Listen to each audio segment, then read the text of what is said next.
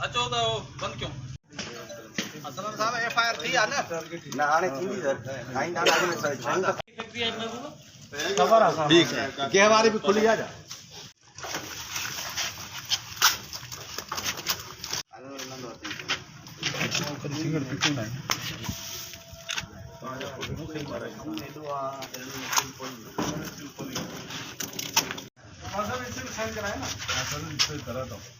दोबारा खोली गई।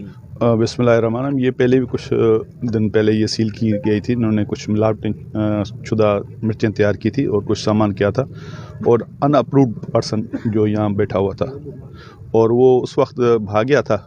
फिर कुछ दिनों के बाद हमने चेक किया तो उन्होंने ताले तोड़ के दोबारा वही काम शुरू कर दिया और वही मिर्चें, वही मिलावट, वही ज़िंदगी से खेलना, गरीब की ज़िंदगी से, आवाम की ज़िंदगियों से खेलना इन्होंने बंद नहीं किया। इस वजह से आज दोबारा इनके ख़िलाफ़ क्रैकडाउन किया गया और आज दोबारा इसको सील किया जाए। इंशाल्लाह इसके ख़िलाफ़ कानूनी कार्रवाई जो भी होगी बनती है वो हम करेंगे इसके ख़िलाफ़। अच्छा, कितने लोग गिरफ्तार किए गए हैं इसमें और कितनी टोटल फैक्ट्रियाँ सील की गई?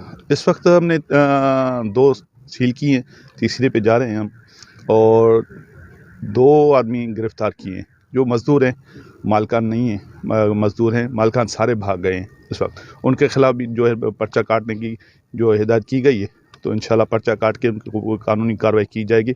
और इस वक्त मेरे साथ जो है फूड डिपार्टमेंट भी साथ में, फूड कंट्रोल अथॉरिटी के असिस्टेंट डायरेक्टर शराज बुलेरी साहब, उनके साथ ये कार्रवाई हमने मिलकर की हुई है सारी। और कौन कौन से डिपार्टमेंट यहाँ पे काम कर रहे हैं? इस वक्त हम जो है डिस्ट्रिक्ट एडमिनिस्ट्रेशन और फूड डिपार्टमेंट जो है और पुलिस डिपार्टमेंट जो है कार्रवाई में इस टीम में शामिल है। नहीं, लेकिन ये